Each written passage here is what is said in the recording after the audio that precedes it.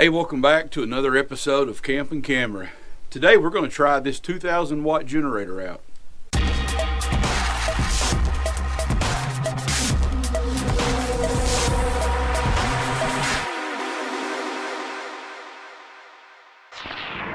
Hey, welcome back to the channel, everyone. If this is your first time here, I'm glad you joined us. If you're a repeat watcher, welcome back. For a pretty good while, I've been looking for a small generator that's easy to carry around and quiet to power both the Teardrop camper when I'm out boondocking and to use at the house when the electric goes out. I want something quiet, I want something affordable, and I want something lightweight. Now, those three all together aren't necessarily easy to find. Honda makes a very expensive one. It's about $1,000 for a 2,000 watt generator, and it's super quiet, but it's $1,000.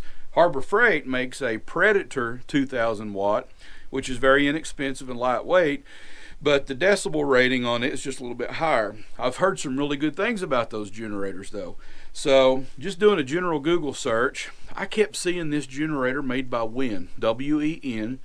Says it's a 2,000 surge watt, 1,700 running watt generator.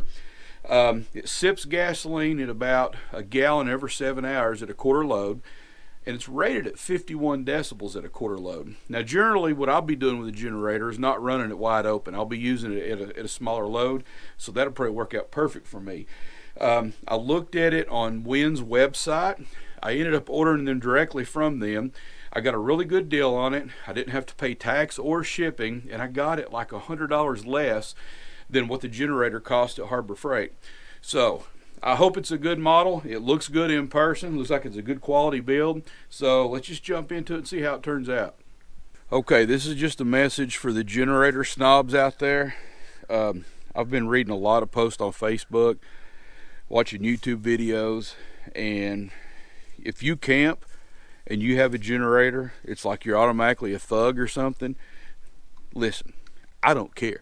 I run a generator when I camp sometimes when I boondock.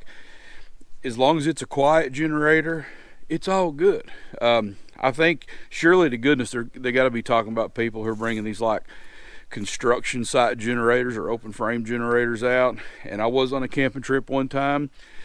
This guy pulled right up beside of me. He got out this loud generator and pointed at us.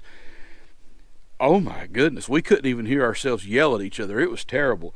So if you're one of these people that says no generator should be used at camping period, just go ahead and turn it off. This episode's not for you, but if you're open-minded at quiet generators, keep on watching. So let me show you just a couple features.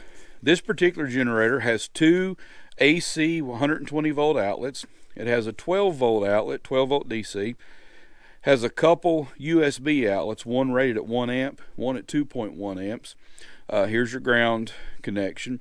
It has parallel capability, so if you have another generator with this capability, you can hook them together and double your capacity. This is just a fuel shut off, so you can run the carburetor out. Has economy mode, a lot of nice features. Now, I don't know if it's a feature, but to me it's a good thing. On the side, it has a door where you can fill the oil up. Some of them didn't have that. So we're on the hunt for some 100% gas for the generator. Now, for those of you who don't know what I mean, a lot of the gas, most of the gas you buy at the pump now, even if it's 87 octane, it'll still have like maybe 10% ethanol blended in with the gasoline. And that's not really good for the carburetors and the seals in small engines. So now you probably hear some different opinions on that, but for me, I'm going to buy 100% gas if I can find it, and I do know of a local store that sells it, so I'm going to run down and get a jug of that.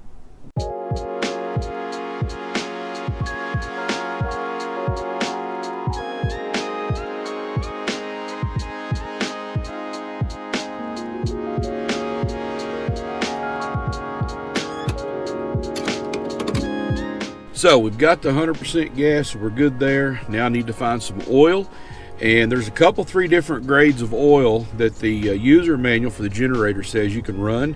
One is for temperatures over 40 degrees, and one is for temperatures from like 0 to 40.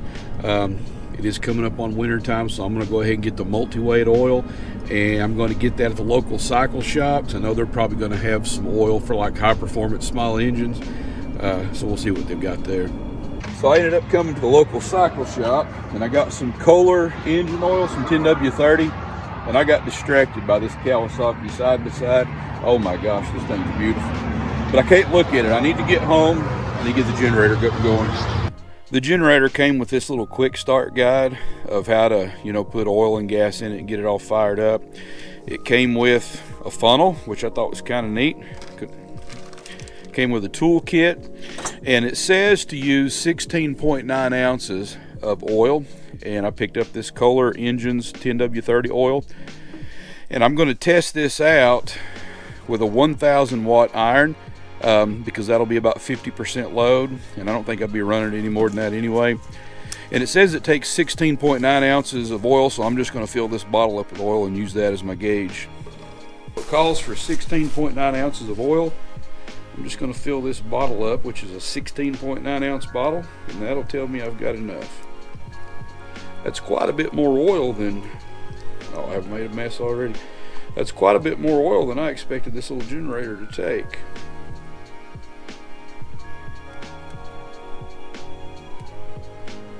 So that'd be 16.9 ounces.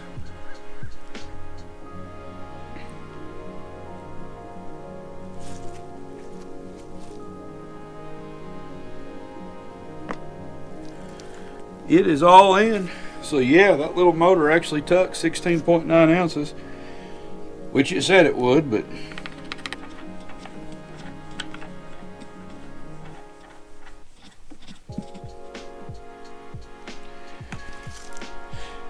yes, I have a nail in the back of my gas jug so it can vent. These new caps that they give you doesn't let things pour out quick enough for me. So I drove a nail in the back. I can pop it. Don't do that at home, by the way.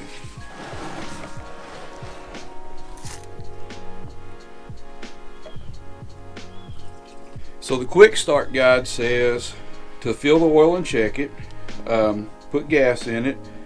It actually says to ground the generator. Again, if you're doing this at home, I have to tell you to ground the generator. I'm not going to ground this one right now.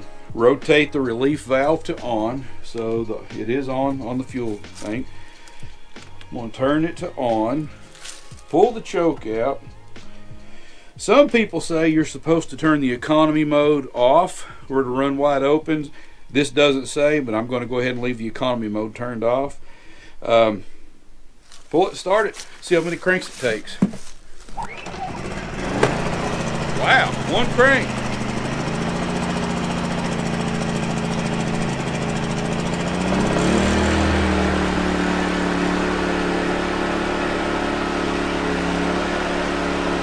That is super quiet. That's running without the economy mode on. That's just running. So here's with the economy mode.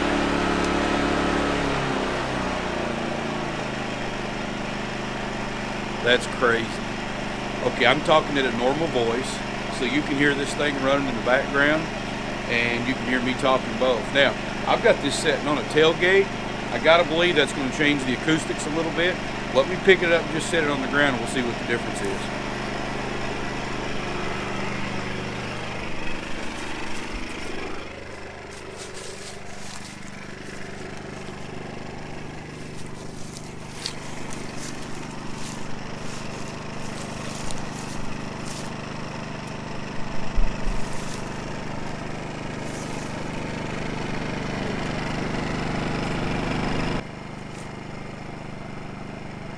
So I downloaded this decibel meter for the iPhone, and I'm standing like 2 feet away from the generator. As you can see, not talking, the generator's running about 61, 62 decibels, and when I'm talking, it goes up to the high 70s, low 80s. So my voice is actually considerably louder than the generator. So let's back up to about 25 feet and see what it sounds like. Around 48, 49 decibels. That is wonderful. That's actually better than I expected. Now, there's no load on it, and it's at economy mode. I've got a heat gun I'm going to plug in. It's a 1000 watt heat gun. Let me plug that in and see how much it changes it.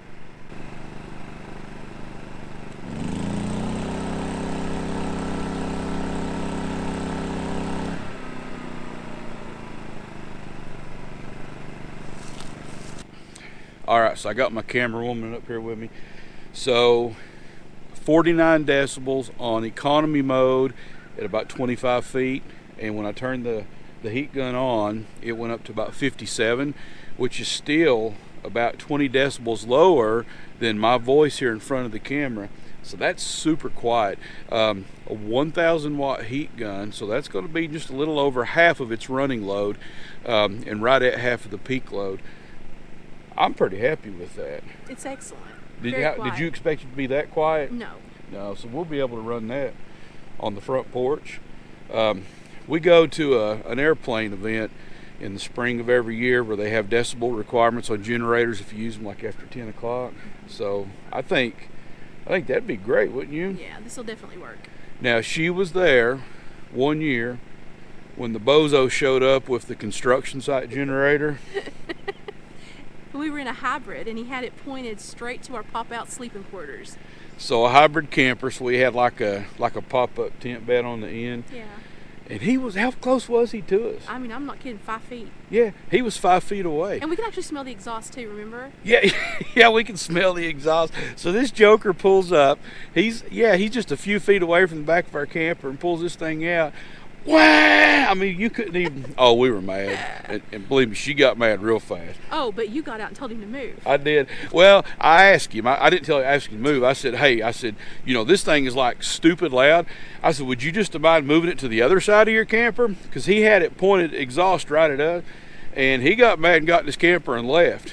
That worked out great. Hope I never see that man again. So, yeah. Construction site generators are a lot cheaper, but then they make bad neighbors too. So this thing, I gave $389 for this.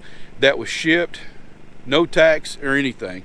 That's a pretty good deal, I think, and it's a small price to pay for keeping happy neighbors. So anyway, I'm tickled about this WEN generator.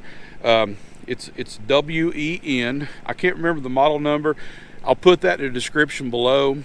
I'm not affiliated with WEN. I bought this one on my own, but it looks like a pretty good unit. So if you're interested in it, I'll put some information about that, and I think this is going to be pretty handy. Mm-hmm. So, hey, thanks for watching this episode. I'm glad you joined. If this is your first time here, if you like what you saw, hit that subscribe button. If you like this episode, give us a thumbs up. It actually helps us more than you know. And until next time, take care. We'll see you on the road.